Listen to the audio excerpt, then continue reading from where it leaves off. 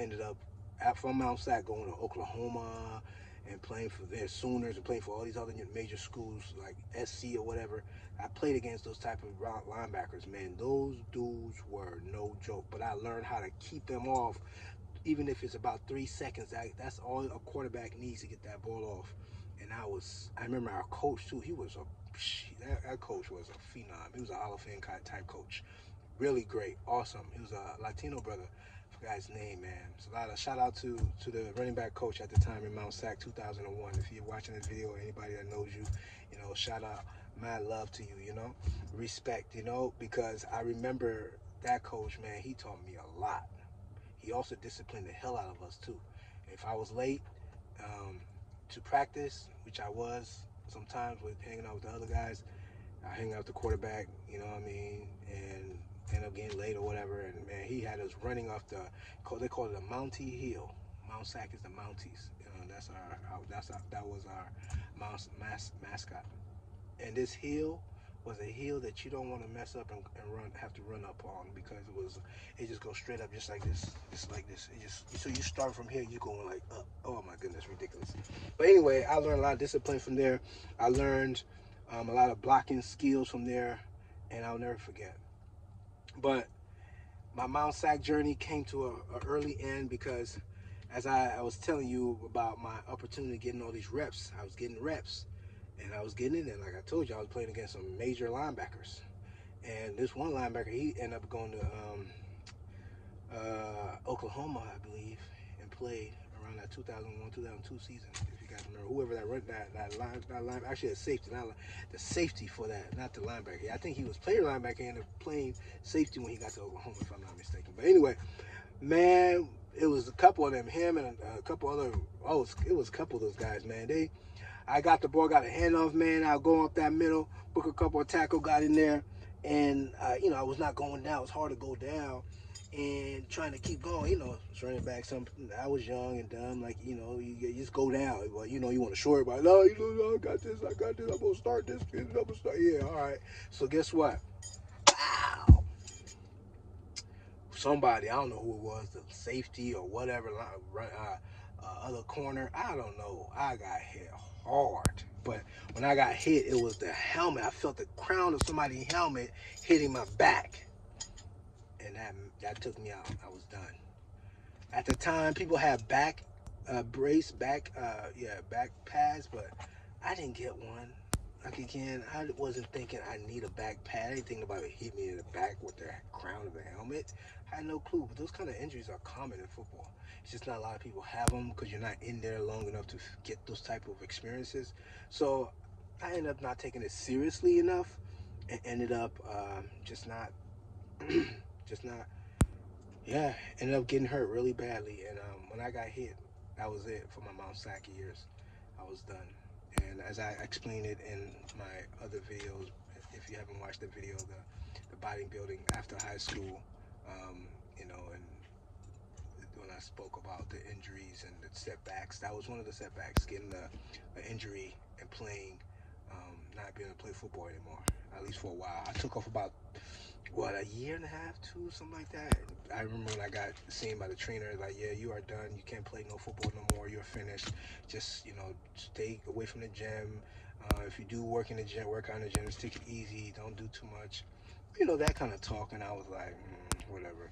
But, yeah, I respect you. But all I know, what I know about life is, you sometimes just take a break and come back. And then we can talk about it. Don't count yourself out. Sometimes just pause, break, and come again. Come forward, like some of my Rasta brethren would say, right? Come forward another time. Take a break and come forward. And that's what I did. I took a break and I came forward. And that forward landed me into LBC, Long Beach City College. That's right. So right when I took a break. It happened in 2001, and I didn't get back into playing football until 2003. So I took at least a year and a half, and that was when I was, just fully focusing on bodybuilding and modeling and all the other stuff besides football. Just give myself a break. And I took that break like I think I deserved it and I needed it, and it was good. It came at a great time. It all worked in divine timing. So because at the time, besides that situation with my injury, the biggest thing that actually kept me out of school, because the injury kept me out of football, right? The biggest thing that kept me out of school was now my immigration papers. Because when I got to Mount Sac, everything was going great. It was working out. But once the time it expired and I had to go renew it, the system would not allow me to renew anything, because the system was showing that it whatever status that at the time, who was the president at the time? Was it, I think, Clinton leaving out, and Bush coming in, something, I can't remember. Those who remember that time frame, if you remember, have good memory, please put that down there to share with people so they can know what was happening around 2001, 2002, in that era, in that time period, 2003, who was president. And when I read the research, I'll put it down there. But yeah, so my paperwork, everything came to a halt because now it expired. In order for it to get updated, that it took due process, and then it's a lot of paperwork and a lot of hoops you got to jump through. So it's a lot of bureaucracy, right? A lot of bureaucracy, like literally. So I had to just pause everything, pause my education, pause everything, and then I didn't really jump back into things. I said, okay, after a couple of years, let's try it again. A year and a half, whatever, while doing other stuff to keep myself busy. Let's try it again. Then I tried it again in 2003, and that's when I landed into LBC, Long Beach City College. And that only happened because the girlfriend I was with at the time was just trying to encourage me after she found out, oh man, you was a football player, you was a bodybuilder, you're still young, don't give up, and shout out to her, one of the twins from Detroit, um, you know who they are, love, respect, honor, you know, that was my heart, still my heart, still friends to this day, even though her other school is the other school up north. But yeah, they're my people, my family, the whole family. To this day, I still have nothing but love and respect for them. But she told me, like, listen, just go ahead and go back into school, man. Like, why not? You're still young. You can still try out for football. You don't know. You might just, get everything back. And I said, you know what? You're right. Why not? Let me go ahead and let me jump back in this thing. Let me give this thing another try. Let me give this thing another try. So guess what? I enrolled myself in Long Beach City College. Um, I didn't worry about money at the time because, I had my side jobs to keep me going, because don't forget I was dealing with immigration. So all my paperworks were not valid at the time. Everything was, pending and was not valid. So I had to figure things out. But what I did do was make sure I can go to school, and it was possible because at the time, Long Beach City College, their units were only like $12 or $6, something really affordable. So you can do any job and still get your education. So I said, no, I'm gonna use this time, because I was doing, those side jobs, doing modeling jobs, doing fitness training clients, doing whatever it is I needed to do to get the money to pay for school. And I ended up doing it because I did end up getting my associate's degree and finishing, but the journey was not easy, but I ended up doing it. And I remember, like I said, $12, $6, nothing expensive. So I was able to get it done. But while doing it, I ended up saying, hey, why not try for the football team? So I went out for the football team. It was a tryout, and I ended up making it. I made the football team.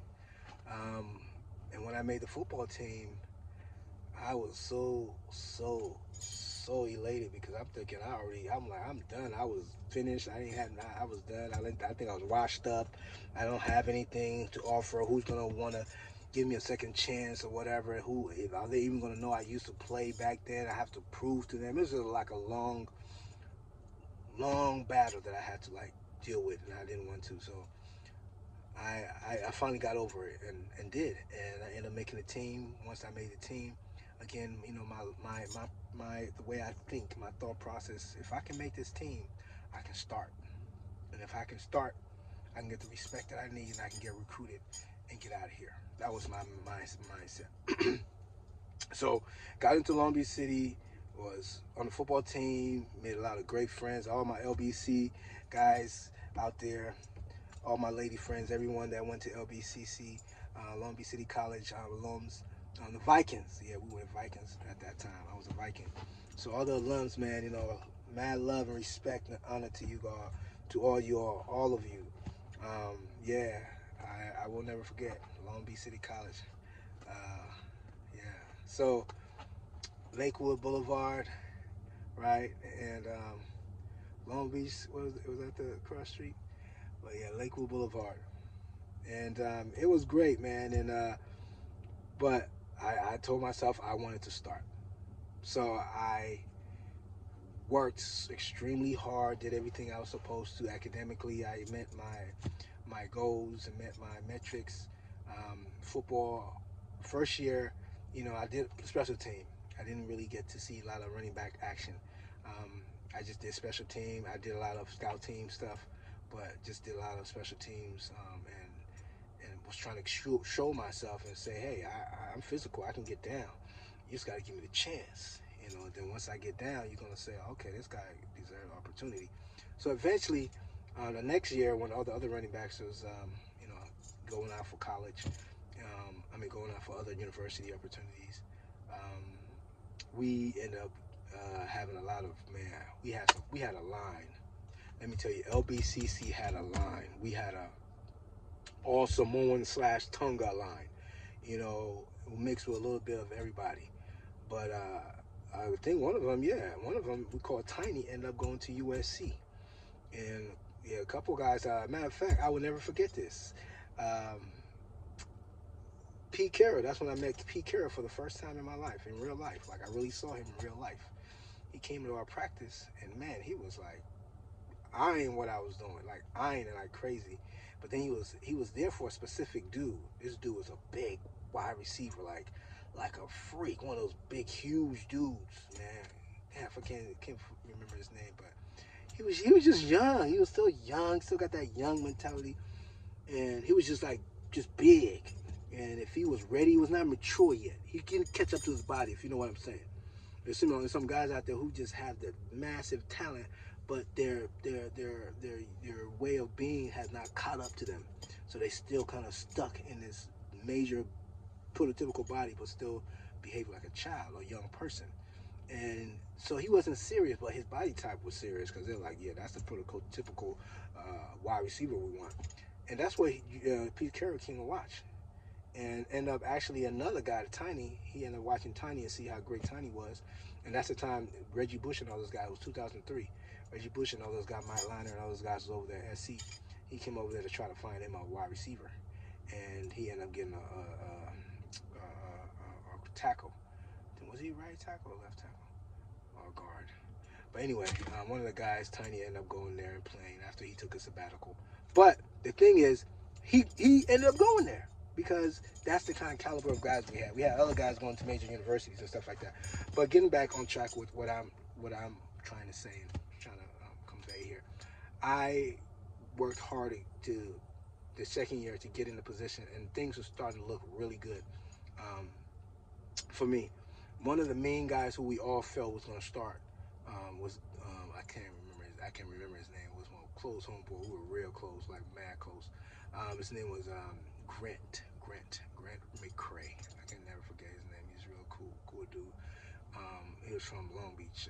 Went to Jordan, I think, and he ended up getting hurt. And it's always about somebody getting hurt before I can get an opportunity, right? But he was really good. Grant was good.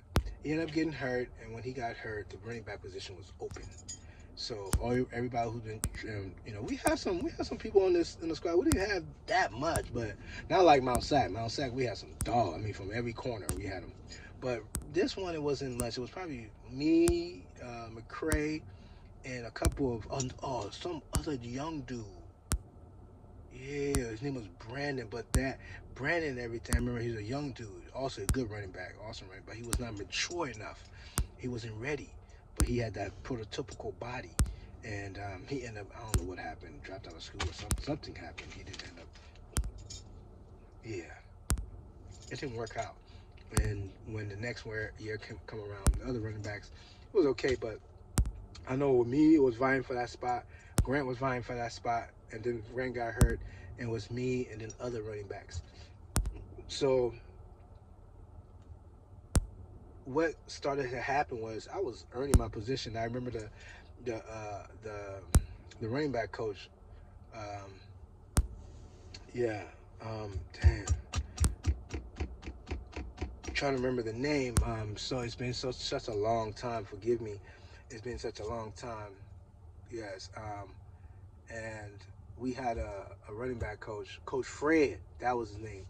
Coach Fred was such an awesome running back coach. He was not just a coach; he was an awesome human being, an awesome dad, an awesome person, awesome man in the community. He was actually the one guy that I felt that really cared about me outside of football, who wanted to know about what we were doing, how we were coming along outside of football. He cared about us as human beings, and I respect him for that. Coach Fred, if you're out there and if you're still around, amongst the living and watching this or get an opportunity to watch this, nothing but love and respect, my brother. Nothing but love and respect, so, and honor. Because it was people like you who kept me coming back to those practices. It was people like you who gave me hope and inspiration to keep going. It was people like you who taught me to not stop and to not give up. And that's why I'm here right now making this video, to honor and respect people like you through my football journey. So thank you, Coach Fred. Thank you. He was a linebacker, but he ended up being a running back coach.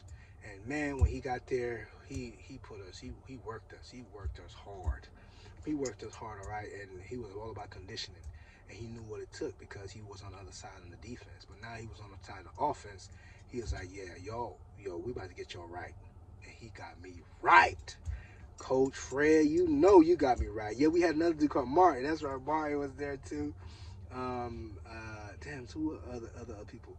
But anyway, working hard to get that starting position. After Grant got hurt, I think it was me, Martin, and some other guys. But I ended up, getting a chance to get closer. And now, mind you, I was also doing really great in school. Was on track to graduate. But what happened specifically ended up, it didn't help me. Kind of hurt me in a way because, again, my immigration situation made it a little difficult for me to be in practice regularly. So when I ended up becoming a, my paperwork ended up becoming, issue in limbo, they stopped me from just living my life. I had to go to court. I had to show up in court to go through the deportation motions. They were trying to deport me, and now I had to get the coaches to vouch for me, and then they started questioning me, and then all this crazy stuff, thinking I've done something crazy or wrong, not knowing that it's just all up in the system there, and it's just all default stuff but it didn't help me. So they ended up putting another guy in the position who I personally didn't feel that he was supposed to just come and take over without me and him actually having a battle. You know what I'm saying?